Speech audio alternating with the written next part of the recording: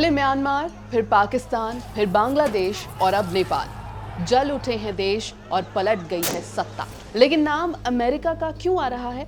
नमस्कार, मेरा नाम है श्वेता शर्मा और आज बात जलते हुए नेपाल के आने वाले डरावने कल की।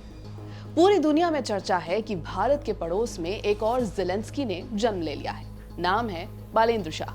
क्योंकि ज़ेलेंस्की की तरह ही बालेन का पास्ट एंटरटेनमेंट इंडस्ट्री से रहा, फिर पॉलिटिक्स में कदम रखा और ज़ेलेंस्की की तरह ही बालेन को भी अमेरिका का पूरा सपोर्ट नजर आ रहा है। बालेंद्र शाह उर्फ बालेन शाह रैपर थे, मेयर बने और अब बन जाएंगे नेपाल के प्रधानमंत्री भी। और कहानी इन्हीं से शुरू होती है। बालेन शाह 2022 से काठमांडू के मेयर के रूप में सर्व कर रहे हैं। उन्होंने इंडिपेंडेंटली चुनाव लड़ा और जीत गए। वे पहले ऐसे कंटेस्टेंट थे जिन्हें बिना किसी पार्टी के सपोर्ट के जीत मिली और मेयर की गद्दी दी। बावजूद इसके कि बालेन की पढ़ाई भारत में हुई है, बालेन शाह को भारत से लगाव बिल्कुल नहीं है। बालेंद्र शाह के पास सिविल इंजीनियरिंग की डिग्री है जो उन्होंने कर्नाटका के विश्वेश्वरैया टेक्नोलॉजिकल यूनिवर्सिटी से हासिल की है। 2022 दिसंबर की ये तस्वीर देखिए। एक तरफ है बालेन शाह और दूसरी तरफ नेपाल में यूएस के एम्बेसडर डीन आर थॉम्सन। इस मीटिंग के बाद डीन थॉम्सन ने बालेन शाह की तारीफ में कहा था कि काठमांडू के मेयर के अमेरिका के कई शहरों के साथ गहरे संबंध हैं। एक मेयर की इतनी अच्छी पकड़, वो भी नेपाल के बाहर भी।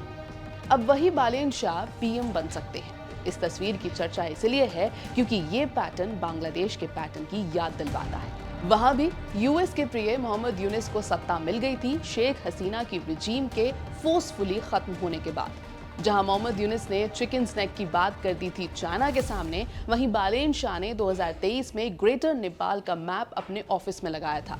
ये मैप अखंड भारत के मैप के जवाब में लगाया गया था। इस मैप में उत्तराखंड, हिमाचल प्रदेश और सिक्किम के हिस्से नेपाल के साथ दिखाई दिए थे। यही नहीं, बालेंद्र शाह ने नेपाल पर इंडियन इन्फ्लुएंस को भी क्रिटिसाइज किया है। इसके लिए उन्होंने प्रोटेस्ट किए, हिंदी फिल्म्स को बैन किया और नेपाली इंस्टीट्यूशंस को इंडियन स्लेव्स भी कह दिया। एक्सपर्ट्स का ये भी कहना है कि नेपाल में बांग्लादेश म्यांमार वाली ही रिजीम चेंज टूल किट का इस्तेमाल हो रहा है। अरब स्प्रिंग, जैस्मिन रेवोल्यूशन जो सालों पहले वेस्ट एशिया और नॉर्थ अफ्रीका में हुआ था, वो अब भारत के पड़ोस में हो रहा है। एक बार को मान भी ले कि अमेरिका का इस सब में बड़ा रोल है, लेकिन अमेरिका का फायदा क्या होगा? तो चलिए आपको एक हेडलाइन दिखाते हैं। यही हेडलाइन अमेरिका को रास नहीं आई। अमेरिका टैरिफ्स के जरिए भारत पर प्रेशर बनाना चाहता था, लेकिन भारत ने अपने ऑप्शंस खोल दिए। टफ टाइम्स के बावजूद भारत एज अ नेशन कोशिश कर रहा है न्यू ट्रेड पार्टनर्स को अपने साथ जोड़ने के लिए। उनमें से एक है चाइना और दूसरा बड़ा पार्टनर है रशिया। चीन के साथ बातचीत के बाद इस बात पर दोनों देश राजी हुए थे कि बायलेटरल ट्रेड होगा लिपुलेक पास के जरिए। लेकिन ये बात नेपाल को पसंद नहीं आई, बेसिकली अमेरिका को पसंद नहीं आई और इसीलिए केपी शर्मा ओली ने इस रूट के इस्तेमाल होने का विरोध कर दिया। ऊपर से ये कह दिया कि लिपुलेक नेपाल का हिस्सा है। ओली ने प्रोटेस्ट तो किया, लेकिन भारत और चीन पर इसका फर्क नहीं पड़ा। भारत ने साफ कह दिया कि नेपाल के क्लेम्स गलत हैं। अब इसी प्रेशर को और बनाने के लिए तख्ता पलट किया गया है। एबीपी लाइव की इस रिपोर्ट में फिलहाल इतना ही।